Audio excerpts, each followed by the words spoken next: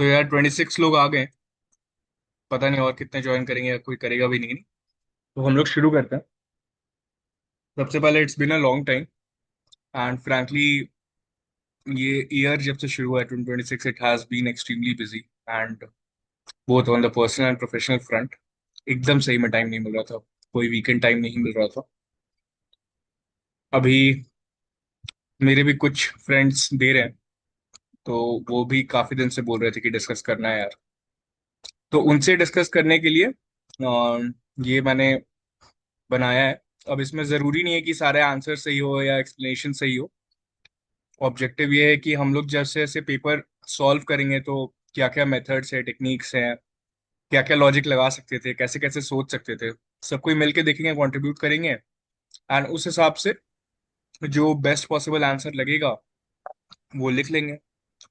Objective वैसे भी इन sessions का आंसर तक पहुंचना नहीं होता है, कैसे सोचना चाहिए और एग्जाम हॉल में कैसे क्वेश्चंस को टैकल करना है वो सीखना होता है।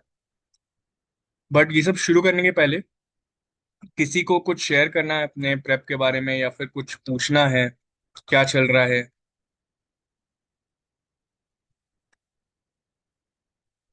नहीं, शुरू करें डायरेक्टली। ठीक है। तो सबसे पहले ये बताओ जितने लोग हैं यहाँ पे, आप लोग, पता नहीं, मैं चार्ट में देखना पड़ेगा कितने लोगों ने 2025 वाला दिया था। एंड इनफैक्ट लोग अनम्यूट करके ही बताना कि कौन कौन क्लोज था कट ऑफ के, किसको लग रहा था कि वो क्लोज है एंड क्या लग रहा है क्या कमी रहेगी कि नहीं हो पाया। दो तीन लोग ऐसे शेयर करना प्लीज। उसके बाद शुरू करते हैं। तो sir Ayush this side. Hmm. Sir, मेरे मार्क्स अराउंड 90 बन रहे थे डिफरेंट कोचिंग के आंसर की से। तो मैं सोच रहा था कि 87 के आसपास कट ऑफ होनी चाहिए, S24 के आसपास। बट हिस्ट्री काफ़ी इजियर साइड पे थी और हिस्ट्री मेरा वीक सब्जेक्ट था, तो सर उसकी वजह से जब पाहियान जैसे वाले क्वेश्चन मैंने लीव कर दिए थे। तो सर और एक दो सिली मिस्टेक की वजह से sir I was not able to clear. आज जब रिजल्ट आया तो 87 पॉइंट समथिंग मेरे मार्क्स आए थे। ठीक है आयुष, हम लोग अभी जब पेपर सॉल्व करेंगे तो थोड़ा आप ध्यान देंगे। अच्छा, कोई एक आदमी एक रिस्पॉन्सिबिलिटी उठा सकता है क्या? हम लोग ये जो पेपर सॉल्व कर रहे हैं इसके पैरेलल में कोई भी एक गूगल शीट्स खोल लो, जो एक्सेल वाली होती है ना गूगल शीट्स। उसमें हर क्वेश्चन में जो हम लोग डिस्कस करेंगे तो उसका कैटेगरी क्या है क्वेश्चन का, मतलब एक्स वाई जेड या एन ए, जो हम लोग करते हैं जनरली। कि एक्स हो गया कि या तो वो आता था या फिर उसके तीन ऑप्शन एलिमिनेट हो गए। Why is like we have eliminated two options. Z is that we have eliminated only one option and N A इसकी कोई हवा नहीं लगी बट फिर भी वी ट्राइड। एक तो वो X Y Z N A लिख लो, 1 से लेके 100 तक रोज में क्वेश्चन नंबर्स लिख के। उसके अलावा ये भी बना लो कि एक हो गया स्टैटिक, दूसरा हो गया नॉलेज, तीसरा हो गया लॉजिक, चौथा हो जाएगा नॉलेज प्लस लॉजिक, और पांचवा हो जाएगा करंट अफेयर्स। तो हम लोग क्या करेंगे ना कि हर क्वेश्चन को इन इन कैटेगरीज में डालने की कोशिश करेंगे। कोई रिस्पॉन्सिबिलिटी लेगा इस चीज की? हम डिस्कशन शुरू करें उसके पहले कोई ये जल्दी से गूगल शीट्स खोल के ये कर लेगा क्या? एंड बाद में उस गूगल शीट को हम लोग ग्रुप में डाल देंगे। कोई ले रहा है रिस्पॉन्सिबिलिटी? जल्दी से बता दो।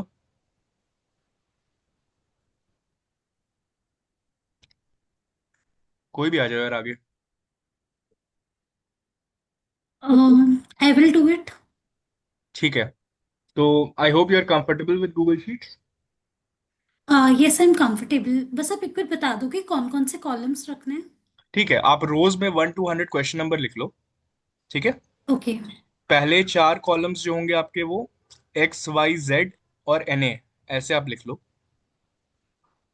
मतलब कॉलम बी मान लो आपका एक्स हो गया, कॉलम सी आपका वाई हो गया, मतलब उस टाइप से आप नॉमेनक्लेचर दे दो। उसके बाद ओके। आप उन चार कॉलम्स के बाद लिखो S, S is for static. Then आप लिखो के, के इज फॉर, तो बेसिकली एस एंड के का डिफरेंस थोड़ा सा स्लाइट होगा, बट स्टैटिक और नॉलेज दोनों लगभग सेम है। फिर आप लिखो के प्लस एल, और एक लिखो एल,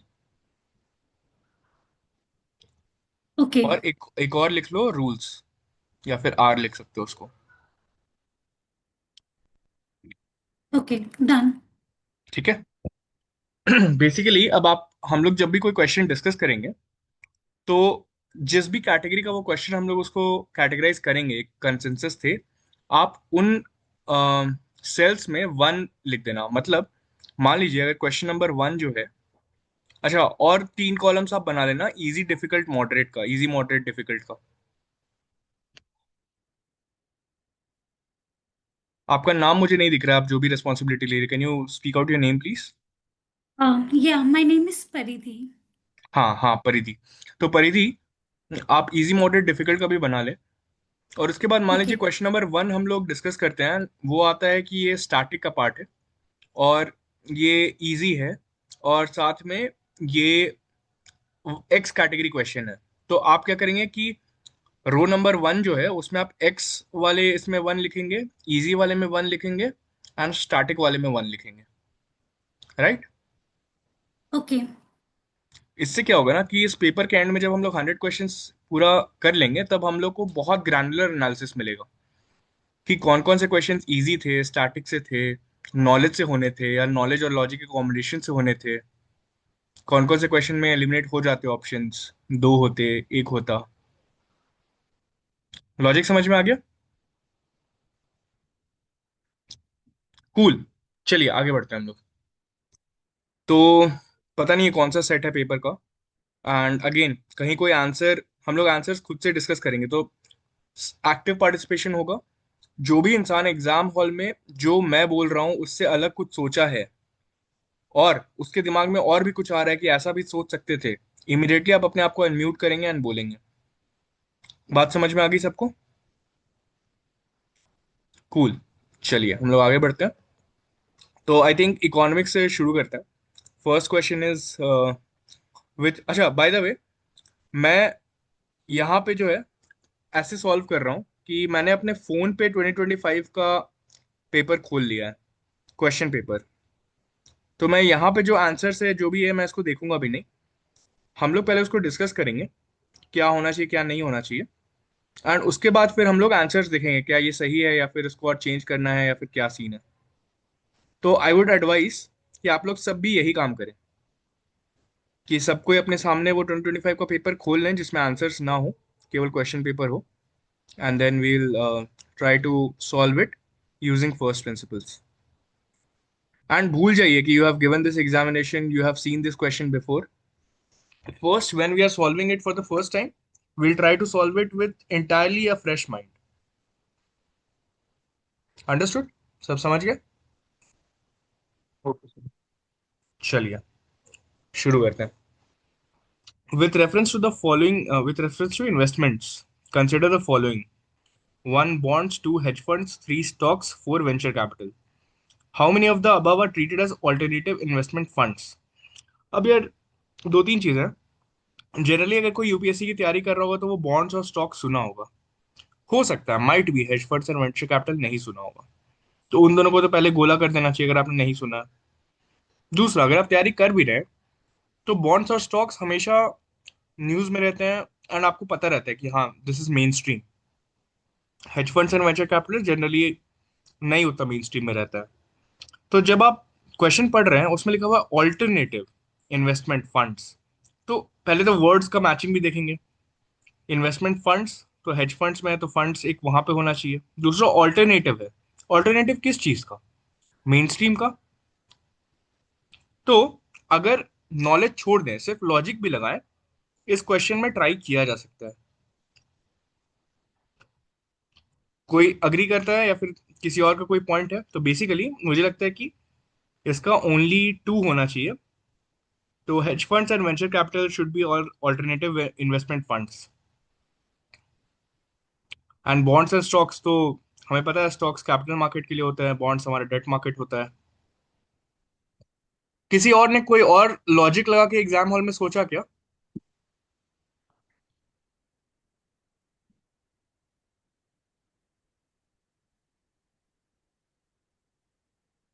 कोई भी कुछ बोलेगा?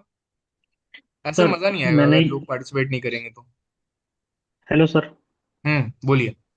सर मैंने ये सोचा था कि ये मतलब जैसे आपने बताया बॉन्ड्स और स्टॉक्स नोन चीज है, तो हम्म। दोनों मतलब एक क्लब में आता है, बॉन्ड्स और स्टॉक और हेज फंड और वेंचर कैपिटल, ये हम्म। दोनों एक क्लब, दोनों को क्लब कर सकते हैं। तो एनीवेज चार में से दो सही होगा, दोनों हम्म। में से एक ग्रुप सही होगा ऐसा।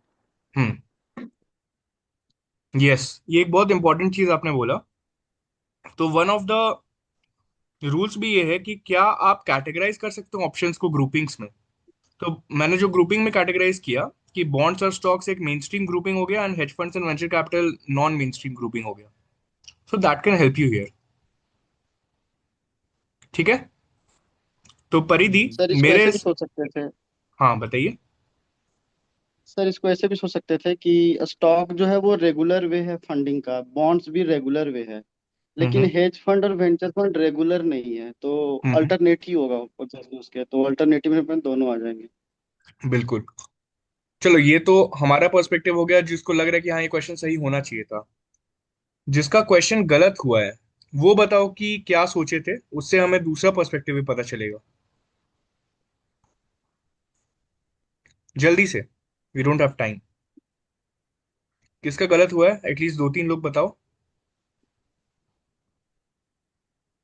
अरे अगर किसी का गलत हुआ है तो कोई दिक्कत नहीं है उसको मानने में, मतलब कोई ऐसे देख नहीं रहा है, we are all here to learn. Sir I would like to have something. बोलिए। सर जैसे कि हमने डिस्कस किया कि एडिशनल जो अल्टरनेटिव इन्वेस्टमेंट फंड है वो ट्रेडिशनल मेथड फॉलो नहीं करते, मतलब ट्रेडिशनल नहीं है, तो उसमें बॉन्ड्स और स्टॉक्स है, लेकिन स्टॉक्स में भी हमें काफ़ी सारी चीज़ें हैं। तो हम इतना इजीली इसको रिमूव कर सकते हैं कि हमने बॉन्ड और स्टॉक को एकदम अलग कर दिया, क्योंकि स्टॉक में भी हम बहुत सारी चीज़ें पढ़ते हैं, और उसमें भी क्या पता कोई ऐसी चीज़ हो जो कि ऑल्टरनेटिवली यूज ना की जा सकती हो। हम्म। हम ऐसा कंसिडर कैसे कर रहे हैं डायरेक्टली कि स्टॉक में जो भी है वो ट्रेडिशनली है। बहुत बढ़िया। आप फिनेंस बैकग्राउंड से हैं? नहीं सर। इंजीनियर मतलब कुछ आपका यस सर, हाँ, इंजीनियर क्या सर। आप खुद से स्टॉक ट्रेडिंग या फिर फ्यूचर्स ऑप्शन ये सब आपने किया है? नो सर, नहीं सर, अभी तक तो नहीं। बट आपने ये सब पढ़ा है, राइट? हाँ सर, ये सब पढ़ा है सर, इतना वेरी तो नाइस। मतलब एटलीस्ट सुना है कि स्टॉक में प्राइवेट और ये सब बहुत सारी इक्विटी वगैरह चीजें होती हैं। हाँ, वो तो इक्विटी होती है। डायरेक्टली उस चीज पे। हाँ। सही बात है। तो इक्विटी का मतलब क्या होता है कि किसी भी बिजनेस में पार्टिसिपेशन, राइट? जिसके पास इक्विटी होती है उसके पास हिस्सेदारी होती है उस बिजनेस की। Yes sir. तो प्राचीन काल से कोई भी इकोनॉमिक सिस्टम दो ही चीज पे चलता है, या तो लेनदारी पे या भागीदारी पे। हम्म। समझ में आया? लेनदारी मतलब यस हुआ सर। कि कोई लोन दे रहा है, उसका ब्याज मिलेगा उसको। भागीदारी हम्म। हुई कि उस बिजनेस में वो प्रमोटर है, मतलब उसका थोड़ा सा हिस्सा उसके पास है, तो जो भी प्रॉफिट होगा वो उसको मिलेगा। Yes sir. राइट? तो स्टॉक क्या हो गया हम्म। फिर कि मेरी भागीदारी है उस बिजनेस में, चाहे एक ही स्टॉक क्यों ना हो मेरे पास। वो बिजनेस अच्छा करे बुरा करे वो मेरे को इफेक्ट करेगा। उसी तरह हो गए बॉन्ड्स की, मैंने अगर पैसा दिया है तो मुझे ब्याज मिलेगा।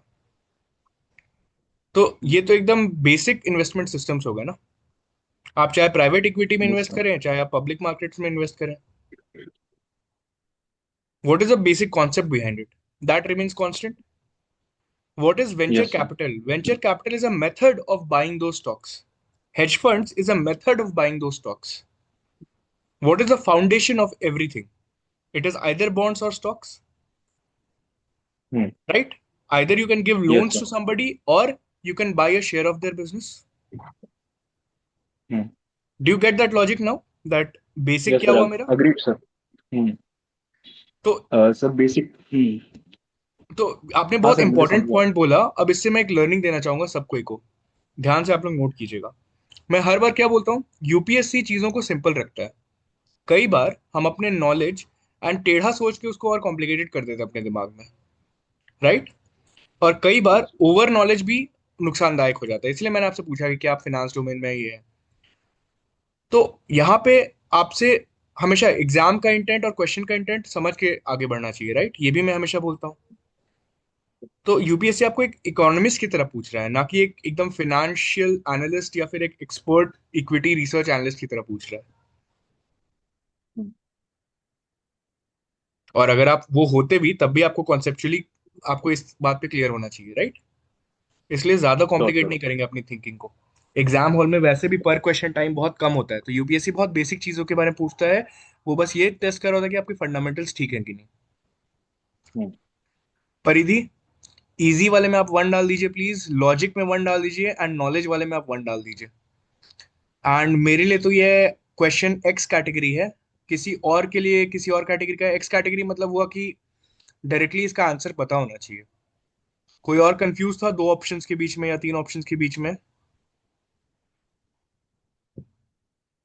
ओके, तो परिधि एक्स में भी, एक्स कैटेगरी वाले में भी आप वन डाल दीजिएगा, ठीक है? सर इजी नहीं रखना चाहिए, बहुत बच्चों का गलत हुआ था ये। अच्छा, तो जब बहुत बच्चों का गलत हुआ था, तो जब मैं पूछ रहा हूँ कि भाई बताइए क्या गलत सही हुआ, तो कोई क्यों नहीं बता रहा है, बताइए।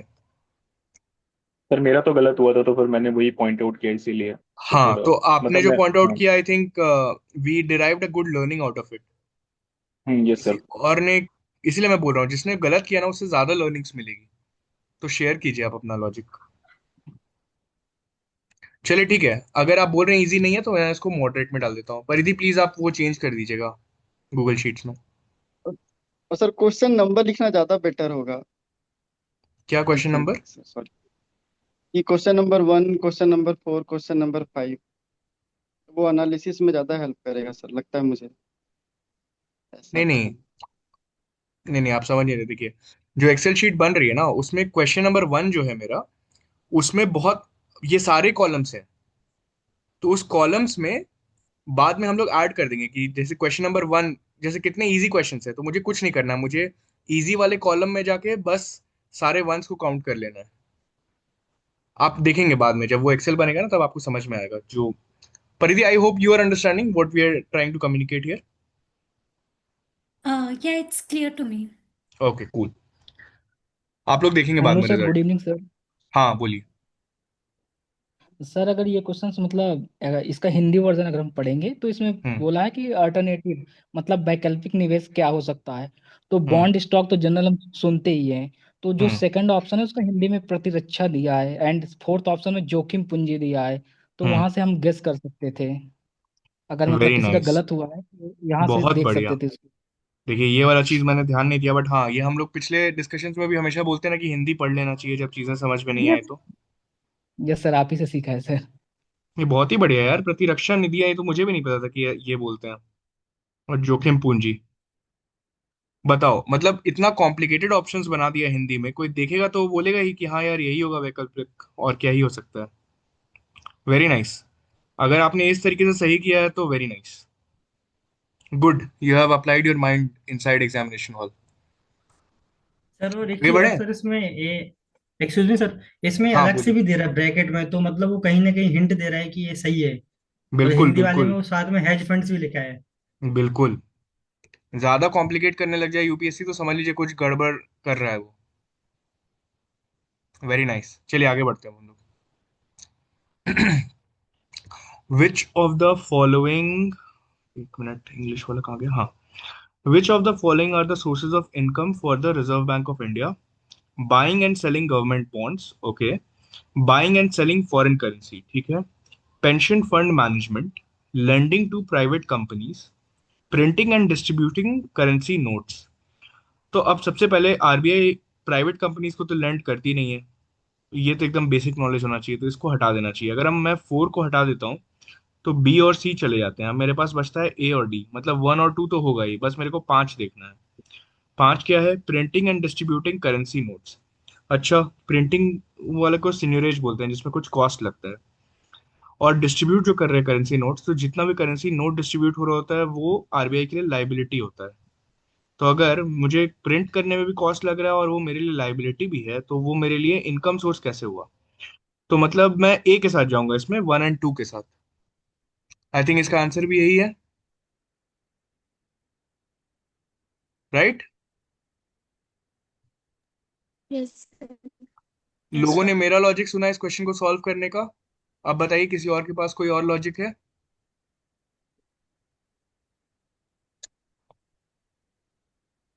Sir printing and distributing sir currency notes printing. तो इनकम होना चाहिए। ये सर प्रिंटिंग तो इंक्लूड होगा ना। Yes sir.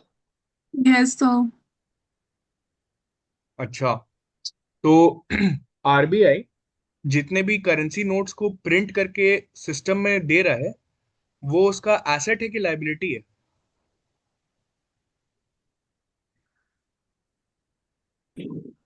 सर वो तो लायबिलिटी है, लेकिन जो फेस वैल्यू है और जो प्रोडक्शन कॉस्ट आया उसका जो डिफरेंस होगा वो तो इनकम होगा ना सर। वो इनकम कौन कमा रहा है? आरबीआई के पास आएगा ना सर पैसा। अच्छा, तो मतलब आरबीआई जितना पैसा आज तक छापा है वो सारा आरबीआई का प्रॉफिट था? Sir no sir. प्रॉफिट तो ऐसे होगा ना कि यस जब सर, हम यस कितना सर, पैसा प्रॉफिट है लगाए और और कितना उसी को। इनकम आया। अच्छा, थोड़ा कोई यहाँ पे अगर फिनांस वाला है, मेरे को एसेट एंड लाइबिलिटी, मतलब एक हो गया बैलेंस शीट जिसमें मेरा एसेट एंड लाइबिलिटी आता है, एंड दूसरा हो गया मेरा PNL statement, profit and loss statement. क्या दोनों के बीच में कोई डिफरेंस नहीं होता है?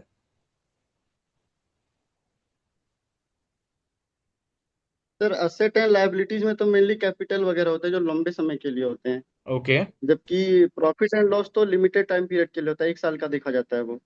Very nice. नहीं, लिमिटेड पीरियड नहीं। हाँ मतलब दो उस बहुत अलग मतलब। चीजें हैं। सुनिए, यस। एसेट एंड लाइबिलिटी का क्या कॉन्सेप्ट होता है? सबसे पहले assets is equal to liabilities होता है, बैलेंस शीट में हमेशा दोनों चीजें बैलेंस्ड रहती है, राइट? इतना कॉन्सेप्ट पता है लोगों को? हम्म। आरबीआई अगर कोई पैसा छाप रही है तो उस करेंसी नोट पे क्या लिखा रहता है? कोई जल्दी से पढ़ के बताओ क्या लिखा रहता है जो आरबीआई मैं गवर्नर। धारक को इतना रुपए देने का वचन देता हूँ। ये बिल्कुल, sort of liability. Exactly exactly. आप किसी को वचन दे रहे कि भाई इतने पैसे दे रहा हूं मैं तुमको, तो तुम्हारा लाइबिलिटी बन गया। अगर लाइबिलिटी बना तो आपका बैलेंस, आरबीआई जब भी पैसा छाप रही है वो अपना बैलेंस शीट एक्सपैंड कर रही है। मतलब समझिए उस चीज का, आरबीआई जब भी पैसा छापती है वो अपना बैलेंस शीट एक्सपैंड करती है। बैलेंस शीट एक्सपैंड करने से क्या उसके प्रॉफिट एंड लॉस पे कुछ इफेक्ट आ रहा है?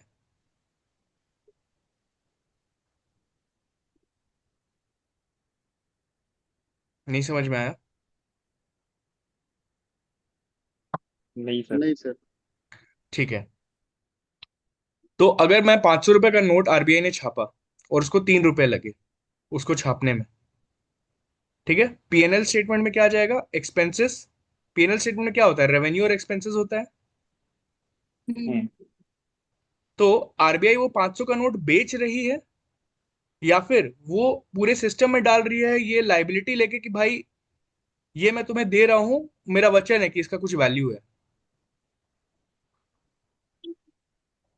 सर इसको सर मतलब ऐसे एज इंटरप्रेट भी तो कर सकते हैं। हाँ। क्या? कोई कुछ बोल रहा है, एक बार में बोलिए। Uh, so, hmm. sir, RBI, the notes it prints against some valuable asset, right?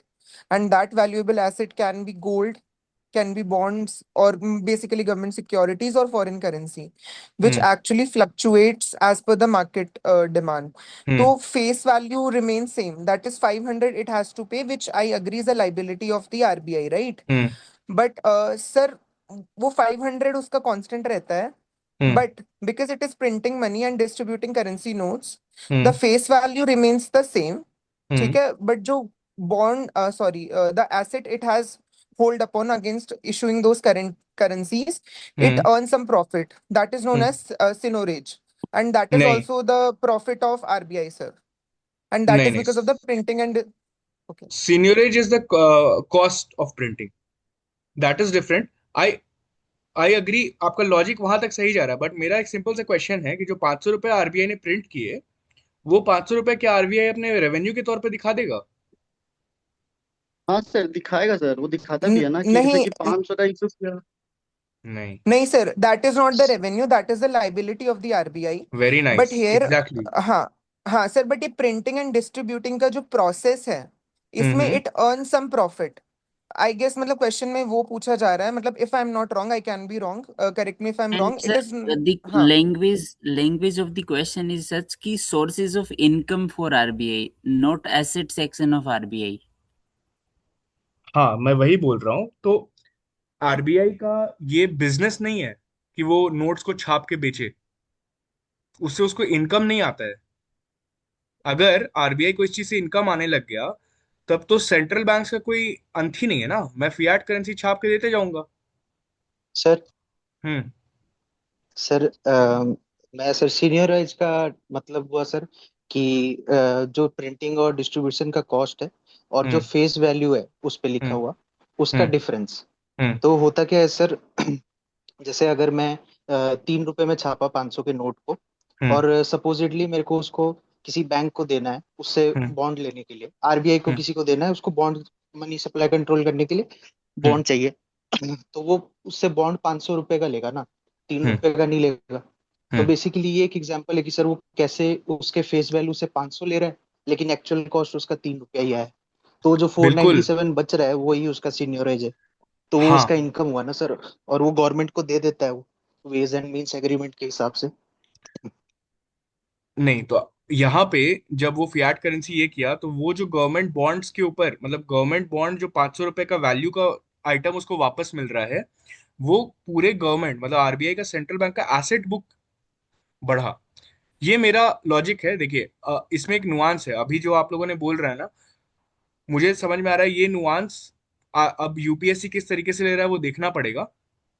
अगर मैं मोटा मोटी बस इस तरीके से चलूं कि नहीं, आरबीआई ही गवर्नमेंट है, एंड जब भी वो पैसा प्रिंट कर रहा है, वो उतना वैल्यू क्रिएट कर दे रहा है मेरी इकोनॉमी के लिए, मैं मान के चलूं जो अभी फेस वैल्यू का हमारा डिस्कशन हुआ, ठीक है, एंड गवर्नमेंट जो उसके बदले में पैसा उठा ले रही है 500 के ही इक्विवेलेंट, उसको अगर मैं गवर्नमेंट का इनकम मान लूं, तब मैं उसको और गवर्नमेंट की इनकम को इक्विवेलेंट कर दूं आरबीआई के इनकम से, तब मैं मान सकता हूं कि ओके ठीक है, ये इनकम हुआ है। बट अगर आप सिर्फ आरबीआई का बैलेंस शीट निकालेंगे, तो वो जब भी कोई करेंसी नोट प्रिंट करेगा तो वो अपना एसेट मतलब बैलेंस शीट बढ़ाएगा, उसका पीएनएल में फर्क नहीं आना चाहिए। ये मेरी अंडरस्टैंडिंग है अभी की। हो सकता है कि मेरी अंडरस्टैंडिंग गलत है, बट मुझे नहीं लगता सर, है ये कि सही है अंडरस्टैंडिंग तो। हाँ, तो एक बार ऐसा करते हैं कि इस क्वेश्चन का स्टार मार्क करेंगे। पहली बात, this comes to a good sir conceptual. Can I put one point? Please sir बोलिए। आरबीआई की जो डॉक्यूमेंट है बैंकिंग डिपार्टमेंट की, not the hmm. Issuing department, उसमें बेसिकली इसमें I guess issuing department mention नहीं है, बट इसी का मतलब वो पूछ रहे हैं बैंकिंग डिपार्टमेंट का। तो सर उसमें उन्होंने एसेट में notes, rupee coin and small coins को मतलब अपने एसेट वाली शीट में रखा है। हम्म। और इनकम में नहीं रखा है ना उसको। सर मतलब लाइबिलिटीज और एसेट का उनका वो है लेजर जो बेसिकली अकाउंटेंसी में बनता है, उसमें एसेट्स में they have put notes, rupee coin, small coins and obviously bills purchased और ऑल एवरीथिंग सर। ठीक है, आरबीआई का कहीं किसी के पास balance sheet statement and PNL statement है क्या? कोई सर निकाल आपको के मैंने देखना उस भेजा चीज है। को। सर हाँ, मेरे पास है, मैं वही ओपन करके देख रहा था सर। आप उसमें प्रॉफिट एंड लॉस में देख सकते हैं क्या क्या चीजें वो, मतलब बेसिकली रेवेन्यू एंड एक्सपेंसेस में वो क्या क्या चीजें काउंट कर रहा है। हाँ सर, वो that I have to look into the document. अभी ये एसेट एंड लाइबिलिटी का फर्स्ट पेज पे ही था, I will just share it एक बार। हाँ, आप ग्रुप पे शेयर कर दीजिएगा। बेसिकली जो पांचवा ऑप्शन है, इसमें हमें ये देखना है कि प्रॉफिट एंड लॉस वाले में जो रेवेन्यू वाला सेक्शन है, रेवेन्यू जो लाइन आइटम होता है, उसमें वो करेंसी नोट्स की प्रिंटिंग को ले रहा है कि नहीं। अगर ले रहा है तो आंसर वुड बी 1, 2 एंड 5। अगर नहीं ले रहा है तो 1 एंड 2 होना चाहिए। सर जैसे हम्म। जैसे मैंने इसका सोर्स चेक किया था, हम्म। जनरली सोर्स ट्रेसिंग में, क्योंकि आरबीआई सॉरी जो यूपीएससी है वो ऐसे क्वेश्चंस कोई आर्टिकल से या वहां से ही उठाता है। हम्म। तो इसमें टाइम्स ऑफ इंडिया का जो आर्टिकल था उसमें भी जैसे वो लिखा था लाइन ये कि even RBI earns from printing and distributing the currency notes. और अच्छा। इसमें जैसे जब एग्जाम हॉल में मैंने इसको अप्रोच किया था, तब हम्म। मतलब जैसे नॉलेज के बेस पे पहला प्राइमरी लॉजिक था, और दूसरा लॉजिक ये भी होता है कि 5 में से जनरली वो 3 सही देता है। तो इस हिसाब से इसका जो आंसर हम लोगों ने लाइक आई थिंक मेजोरिटी ने उसका डी आंसर मारा होगा, और चलिए मैंने बढ़िया डी है। आंसर लगाया। Actually Sir, can I point please go out? Ahead. हाँ, go ahead. So, in the income and expenditure statement of RBI, this printing is mentioned on the expenditure side. Hmm. And also, they are saying that it is an income, but it is not. Seniorage is an income because that hmm. is the difference between the face value and the income that they are earning on the asset. but in case of the question, it is writing printing and distributing. That is in the hmm expenditure side only. हाँ, मैं So वही it is सोच के ही not. Actually बोल रहा था, but ठीक है। देखिए, एक तो मुझे ये लॉजिक बहुत अच्छा लगा आपका 3 और 5 वाला, बट मैं हमेशा बोलता हूँ ना कि पॉलिटी एंड इकोनॉमी में जनरली रूल्स नहीं लगाने चाहिए, हमेशा नॉलेज एंड कॉन्सेप्ट्स को प्रायोरिटी देनी चाहिए, इसलिए मैं यहाँ पे उस डायरेक्शन में नहीं सोचना चाहूंगा। बट मोस्टली जो फर्स्ट क्वेश्चन में मैंने आपको एडवाइस दी कि ज्यादा दिमाग नहीं लगाना चाहिए, मुझे लग रहा है कि अब वो वाला सीन मुझे अपने आप को एडवाइस देना चाहिए, इसमें ज्यादा दिमाग नहीं लगाते हुए आई थिंक 1, 2 एंड 5 इसका आंसर हम लोग कर सकते हैं। तो let's me change it here, देखते हैं यूपीएससी इसका क्या देता है। बट नेवरदलेस आरबीआई का एक बार balance sheet statement and PNL statement ध्यान से पढ़ लेंगे सब कोई। कॉन्सेप्चुअली ये सारी चीजें क्लियर होनी चाहिए। आई एम हैप्पी कि ऐसा क्वेश्चन पूछ रहा है अब यूपीएससी, कि थोड़ा फाइनेंस के अंदर अब लोगों को घुस के नॉलेज हो रही है। परिधि प्लीज, ये सारा जो मैंने यहाँ लिखा है, difficult static logic and knowledge, and of course it's a Y category question, ऊपर में मैं लिख देता हूँ एक्स कैटेगरी क्वेश्चन। आप उन सारे कॉलम्स में प्लीज आप 1 कर देना। आगे बढ़े। सर एग्जाम सर हम्म एग्जाम हॉल में मैंने ये सोचा था कि जो जो प्रिंटिंग को अगर हम मान भी लें, अगर उसकी इनकम है, तो डिस्ट्रीब्यूशन में तो कॉस्ट ही उसको आएगा ना, तो इसलिए मैंने इसको कट कर दिया था फिफ्थ वाले को, हम्म एंड आंसर ए लगा दिया था। मैं भी शायद एग्जाम हॉल में आंसर यही मारता। देखते हैं, मतलब आई बट थिंक सर वन अगर टू एंड डिस्ट्रीब्यूशन के हिसाब से अगर कट करें तो सर जैसे वही वाली बात हुई, 500 का नोट है और उसका 3 रुपए प्रिंटिंग कॉस्ट आया, तो सर डिस्ट्रीब्यूशन में सर कितना भी आएगा लेकिन 500 रुपए से तो कम ही रहेगा, तो हाँ, नेट मतलब तो वो पॉजिटिव ही निकलेगा सर। कॉन्सेप्चुअली मैं उस चीज को नहीं मानूंगा, मैं कॉन्सेप्चुअली इस चीज में मान रहा था कि वो लाइबिलिटी है, मतलब मेरे बैलेंस शीट में जाएगा, वो मेरे पीएनएल में नहीं आएगा। बट ठीक है। सर मेरे हिसाब से इसको इतना डीप में नहीं देखना चाहिए, अगर हाँ, एसेट एंड नहीं देखना है लाइबिलिटी का डीप होता में। तो वो अलग से पूछता, और इसने एकदम सिंपल रखा है। और सर यस, एक आप एक चीज इस तरीके से भी सोच सकते हैं, जैसे printing and distributing currency notes, एक अलग से ऑप्शन लाया है वो, अपन मतलब उसको जनरली नहीं देखते। अगर आप अग्रीड ऊपर के अग्रीड। 4 ऑप्शन पढ़ेंगे तो वो नॉर्मल मतलब स्टेटमेंट है, और पांचवा एक अलग से लाया है, मतलब वो जनरली सही होता है अगर अपन एनालिसिस करें पुराने बिल्कुल बिल्कुल, पेपर सही को तो। सही बोल रहे हैं आप। आगे बढ़ते हैं इसमें, मतलब I think 1, 2 and 5 should be the answer. Discussion के बाद ज्यादा दिमाग नहीं लगाना है, यूपीएससी ज्यादा दिमाग लगाने भी नहीं देता है। Paridhi, I hope you have marked all of these sections, shall we move to the next one? Yes. Okay, thank you. So third one पे, with reference to the government of India consider the following information. अरे भाई, ये तो 3 cross 3 matrix दे दिया, इतना सारा facts दे दिया है। ओके, एग्जाम हॉल में अगर किसी को एकदम पक्का पक्की नहीं आता है तो छोड़ देना चाहिए सब क्वेश्चन, ज्यादा तेज नहीं बनना चाहिए इसमें। अगर मुझे मारना होता डायरेक्टरेट ऑफ इन्फोर्समेंट, एमएचए नहीं, ये तो आईआरएस वाले जाते हैं, तो मिनिस्ट्री ऑफ फाइनेंस होगा फर्स्ट, तो बिल्कुल नहीं होगा। डायरेक्टरेट ऑफ रेवेन्यू इंटेलिजेंस, अच्छा डिपार्टमेंट भी लिया है यहाँ पे। अरे भाई साहब, तो इसमें सिर्फ ये 3 क्रॉस 3 नहीं है, ये एक्चुअली 12 फैक्ट्स वाला क्वेश्चन है ये। हम्म डिफिकल्ट है यार, एग्जाम हॉल में इसको मैं छोड़ देता। अगर मारना होता तो शायद मैं ओनली 1 मारता इसको। क्या मारा है लोगों ने इसका? सर मैंने भी ओनली वन मारा है, ऐसे हम्म Only Only teacher one, one, sir. sir. UPSC Only अच्छा, one. सब लोग काफी खुश होकर सर बता रहे हैं, ऐसा क्या हो गया, सबको कैसे जागृति हुई कि ओनली 1 मारना चाहिए? सर मैंने ओनली एल्गोरिथम 2 से। मारा था, पता नहीं है सही है गलत है। हम्म नहीं नहीं, मुझे जहां तक लगता है, डीआरआई के बारे में मैं श्योर हूँ, बिकॉज मेरे काफी क्लोज फ्रेंड्स हैं वहां पे, कि वो सही है। थर्ड का मैंने कभी सुना भी नहीं है, तो उसका डिपार्टमेंट हो सकता है गलत कराया होगा। हाँ, तो इसीलिए मैं ओनली 1 के लिए बोल रहा हूँ। बट एग्जाम हॉल में ऐसे क्वेश्चंस नहीं मारने चाहिए अगर नहीं आता है तो कैसे मारा है लोगों ने ओनली 1? हाँ सर। हाँ सर, अच्छा, सर यूपीएससी का एक लॉजिक है, वो जो मिनिस्ट्री होती है वो गलत देता है, और जो डिपार्टमेंट वो सही देता है, बट यहाँ पे सेकंड में और थर्ड पे दोनों में डिपार्टमेंट दे दिया है, तो हम्म दोनों नहीं सही हो सकते हैं, तो इसलिए एक हम्म सही होगा, इसलिए मैं ओनली वन मार दिया था। Very nice. मैं भी वही लॉजिक सोच रहा था, अपार्ट फ्रॉम द नॉलेज वाला चीज। अच्छा, लोगों को समझ में आया क्या ये वाला जो रूल हमने डिस्कस किया? वो सिमिलर साउंडिंग ऑप्शंस वाला जो होता है उसमें से कोई एक सही होता है, तो एक तो यूपीएससी मिनिस्ट्रीज और डिपार्टमेंट्स गलत कराता है, तो उस हिसाब से तीनों को गलत होना चाहिए। बट इतना मोटा ताजा क्वेश्चन बनाया है, तो इतना तो इजी नहीं किया होगा कि हाँ भाई तीनों ही गलत करा दिया होगा इतना मेहनत करके। तो फिर अगर आप 2 और 3 देखेंगे तो 2 और 3 में ऑप्शंस रिपीट किए गए हैं, department of revenue, ministry of finance. तो इसका मतलब दोनों में से कोई एक सही होने का प्रोबेबिलिटी बढ़ जाता है। आई थिंक जो अभी आप बोल रहे थे वो सेम चीज आप बोल रहे हैं, राइट? Yes yes sir. हाँ हाँ, तो उस हिसाब से ओनली वन मारा जा सकता है इसमें। ये प्योरली रूल्स का खेल है, ठीक है। एंड इसको मैं काफी डिफिकल्ट मानूंगा। इसमें आप कितना ही पढ़ लेंगे, कितना आप कुछ नॉलेज नहीं लगाएंगे, इसको आप रूल्स से ही ट्राई कर सकते हैं एंड थोड़ा लॉजिक लगा सकते हैं, लिटरल सर नॉलेज अब मैं बेसिकली। इसमें थोड़ा पढ़ पा रहा हूँ, जैसे इसमें तीसरे में जो दूसरा वाला है ना फंक्शन, उसमें हम्म असिस्ट टैक्स ऑफिसर्स लिखा है। तो हम्म सर टैक्स ऑफिसर्स के लिए अलग से डिपार्टमेंट है मिनिस्ट्री ऑफ फाइनेंस में, हम्म सीबीआईसी सीबीडीटी। तो उसमें हम्म। फिर डिपार्टमेंट गलत हो जाना चाहिए था कहीं ना कहीं। सर हाँ मतलब मुझे मैं कुछ वही ऐड बोल रहा हूँ। करना है। हाँ, एग्जाम हॉल में इतना दिमाग नहीं चलता है, और इतना कौन ये सोचता है कि हाँ इतना नॉलेज हो। अगर आ जाए नॉलेज से तो बहुत अच्छी बात है, बट अगर देखा जाए तो ये वाला अच्छा यहाँ बैठ रहा है कि दोनों सिमिलर है, एकदम एग्जैक्टली सेम है, तो दोनों में से कोई एक सही होना चाहिए, वो department of revenue, ministry of finance वाले में। कूल, आगे बढ़ते हैं। इन सब क्वेश्चंस में अगर हाँ सर, नहीं आए। सर कुछ हाँ ऐड करना था। बोलिए। हाँ सर, हमने ऑप्शन वन के लिए देखा कि ईडी जो है वो डिपार्टमेंट ऑफ रेवेन्यू में आता है, ये पता है।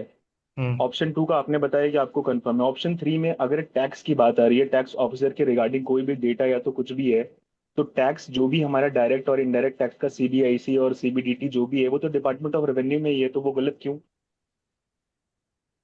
इंफॉर्मेशन भी सही है, टैक्स से भी रिलेटेड है, और ऐसा सिस्टम है जो टैक्स से रिलेट कर रहा है। और टैक्स तो ये सीबीडीटी और ये सब तो डिपार्टमेंट ऑफ रेवेन्यू में ही आता है ना, तो इसका तो सीबीआईसी ओनली टू हो डिपार्टमेंट ऑफ सकता है। रेवेन्यू में आता है, सीबीडीटी डिपार्टमेंट ऑफ रेवेन्यू में आता है।